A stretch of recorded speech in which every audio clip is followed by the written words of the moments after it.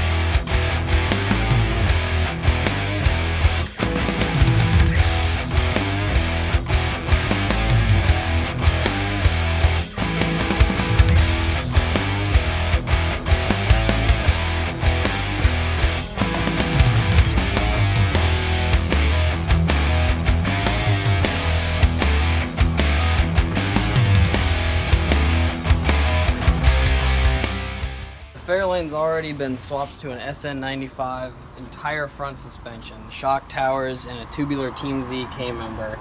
So all we're going to have to do is cut these motor mounts for the small block Ford off and possibly extend this mount backwards to set the engine farther back in the engine bay. If we're able to use these factory mounts, we will, but I'm thinking that's going to set the engine too far forward towards where the radiator will be. But we'll see when we get there. The first step is to finish up some metal work that we skipped just so we could drive the car through the summer. So you can see here where the original shock towers were cut out, where it's pretty much just the structure work is done, so we want to get the cosmetic work done so it looks appealing, not like a kind of a junkyard build.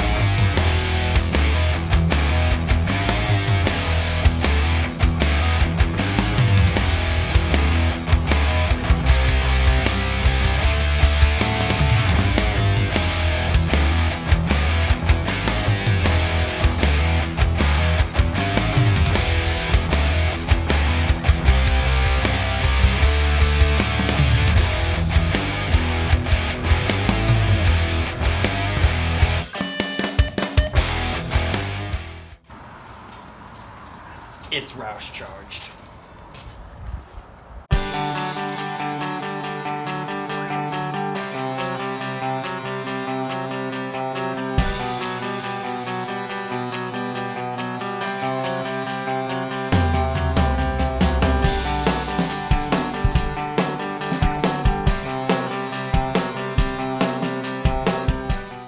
Alright, so we got all these parts here for the Fairlane that we got to put on today. So first we have the timing cover. So the original one is damaged when we got it from the junkyard, but they gave us this one for free. Then we're going to actually switch the Fairlane to a Hydro Boost. We had a brake booster from a Fox Body Mustang in it, but it's pretty tight fit, but this one fits perfect. And we have the SN95 front suspension with a rack and pinion and power steering, so we bought a kit from Power by the Hour here that we've got laid out. That's going to allow us to run the power steering pump found on a 4.6. And the car's already set up for it with AN fittings, so that's pretty nice. So then we got a radiator here. We got this off Amazon. It's made by DNA. It was like 200 something bucks. So pretty nice. Quality looks pretty good. It's a little off the shroud, but that's all right for me. And then we just got the headers and the intake. We got a mock-up and exhaust. All right, let's get to it.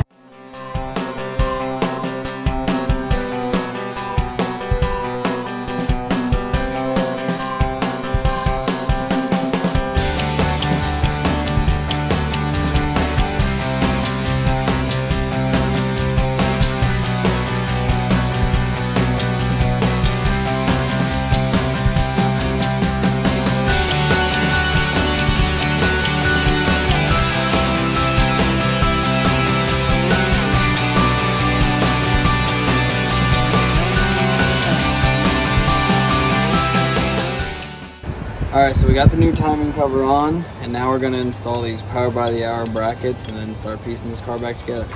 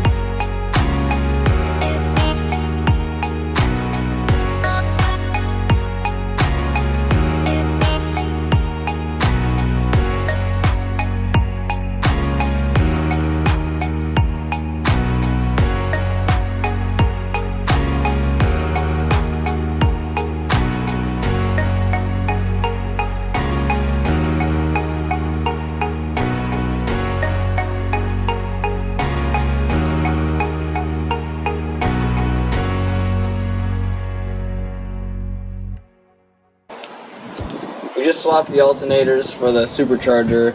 This is the one that I got with the 2015 engine that was broken off, so they gave me this one. I think this is a truck one, but I'm not too sure. I remember reading something a while back about them being slightly configured different.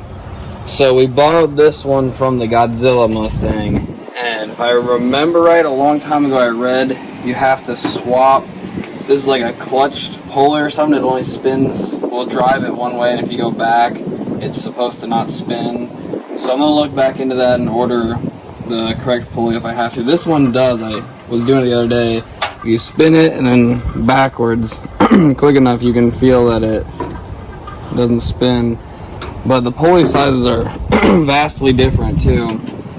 So I think the junkyard just gave me a F-150 one, or maybe this is the new style, but granted we just swapped it. The only thing I think we're going to run into is the radiator came in contact with this. It looks like we have enough where we can just trim the fan shroud and it'll be fine. So I'm hoping that it'll work. It doesn't look any really narrower, but we'll just work with it and move on.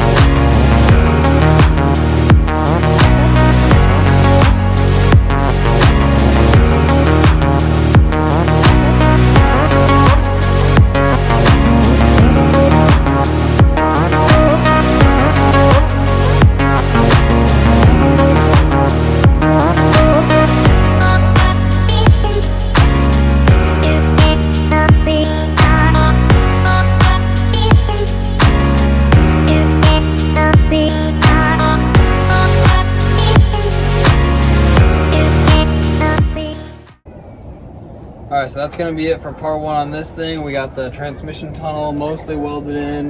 The radiator is mocked up. And we have some clearance issues here that we're going to take care of later. The power steering pump did end up hitting the frame, so I needed the low profile bracket. But we're going to take care of that later. The control pack that we need is actually back ordered till November 12th, so we can't order that for a couple more days.